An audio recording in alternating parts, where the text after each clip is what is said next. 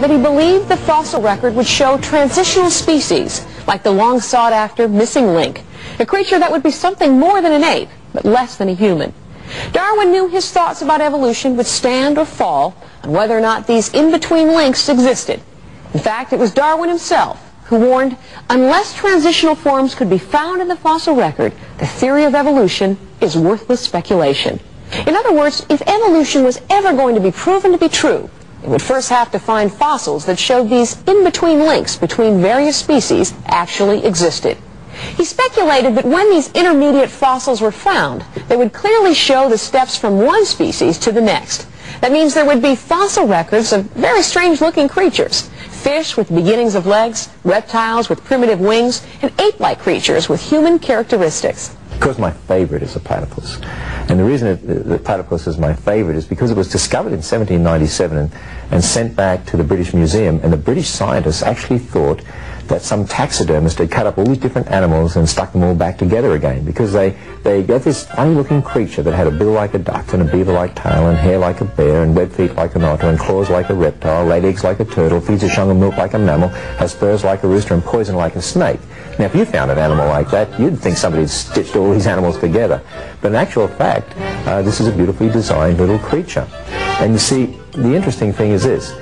If you're going to believe in evolution and believe one kind of animal changed into another, and here you have one that has features of reptiles, birds, and mammals, you have to believe it almost evolved from everything. But the reason it's my favorite creature is because I think every time an evolutionist looks at the platypus, I think God smiles because I think he made it just for them. The problem is, no intermediate fossils have ever been found. That's right, you heard me correctly. Not a single intermediate fossil has ever been found. Since in theory there would be millions of them, that's a pretty amazing fact. Yes, it appears the missing link is, well, still missing. There's not even a single example of an intermediate fish. Over the years, there have been claims by scientists that such creatures exist. Surely you've seen them in books and magazines and on TV. But when examined, the results have always been the same. The physical evidence, the scientific evidence, shows that the creatures are always nothing more than a member of a complete species, and not a transitional intermediate species at all.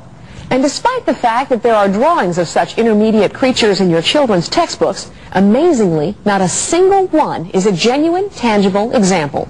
Not only that, the fossil evidence shows that new species appeared suddenly, abruptly, out of nothing, just like the Bible says in the book of Genesis. The key problem with Darwinism is finding hard physical evidence. Where would you look for that evidence? Well, obviously in the rocks, in the record of the rocks, the fossil record. Fossils have been collected for hundreds of years, for centuries. There are billions of fossils in every university and every museum in the world.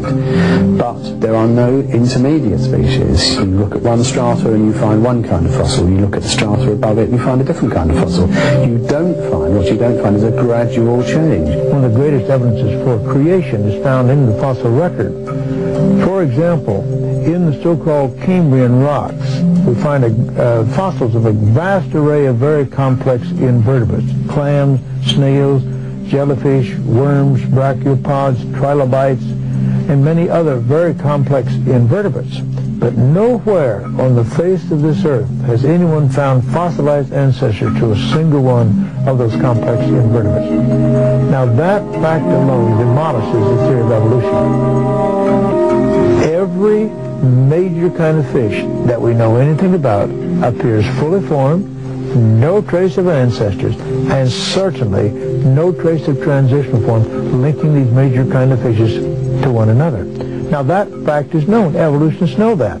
There's certainly no transitional form out there that proves that life evolved or anything like that. The coelacanth fish for many years was considered transitional between fish and amphibians because it had these bony structures that looked like, well, maybe it's evolving legs, and it had these structures that it was going to walk on the ocean floor and so on. While then, what happened was that they found out that fishermen had been pulling up these fish alive in their nets off the coast of Madagascar for years. Recently they found them in Indonesia in the fish markets as well, and realized these fish are alive and happy swimming around the world today. They're a lobe-fin fish, and the little structures that they thought were evolving legs and so on are actually their lobe fins that enable the fish to be like a helicopter in the water. It's got incredible mobility, and so no longer do they think that the coelacanth is a transitional form. Evolutionists still insist there are transitional forms, then contradict themselves and say they just haven't been found yet. Dr. Leo Hickey of Yale University. There's really no problem finding transitional forms. Then he says just a few minutes later, evolution acts in very short bursts. It doesn't leave many transitional forms behind. Or Preston Cloud, an evolutionist and geologist, who said, there are so many transitional forms between species that we must often fall back on statistical analysis to separate one from the other. Then said, the problem of transitional forms is one that all honest paleontologists have a problem with. The geologic record is incomplete. Over and over again, it's the Bible that's been shown to be right. Because the Bible tells us that God made distinct kinds of animals and plants to reproduce after their own kind, great variation within a kind. You see that in natural selection, which is not evolution, by the way. It just operates within a kind. Dr. Colin Patterson of the British Museum of Natural History wrote to aerospace engineer Luther Sunderland, I fully agree with your comments on the lack of direct illustration of evolutionary transitions in my book. If I knew of any, fossil or living, I would certainly have included them. I will lay it on the line. There is not one such fossil for which one might make a watertight argument. It is easy enough to make up stories of how one form gave rise to another, and to find reasons why the stages should be favored by natural selection. But such stories are not part of science, for there is no way to put them to the test. Fossils may tell us many things, but one thing they can never disclose is whether they were ancestors of anything else. The evolutionists realize that they can no longer rely on the fossil record to give them any support. So what they've done is they've come up with a very crafty alternative to the Darwinian concept of evolution. They call it punctuated equilibrium. The theory says evolution is stable for long periods of time. Then new species suddenly come into being, and others immediately become extinct. You see, this solves all kinds of problems intellectually for the evolutionist. He doesn't have to look at the fossil record. I'm convinced that the idea of punctuated equilibria is really a desperate attempt to salvage evolutionary theory. There is no evidence in the fossil record that one type of animal ever changed into another type of animal. Punctuated equilibria comes along and says that isolated populations of animals evolved rapidly and left no fossil trace. But this is an argument from lack of data. There are no transitional forms, and that's used then as proof of the brand of evolution called punctuated equilibria. This is bad science. Geneticist Richard Goldschmidt agrees species appeared suddenly, but he still could not admit it was because God created everything.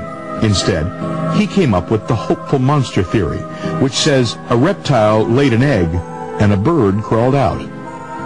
What it does say to us is that the evolutionists are running scared. It seems like almost every new development in science is converging to destroy evolution. And that's true.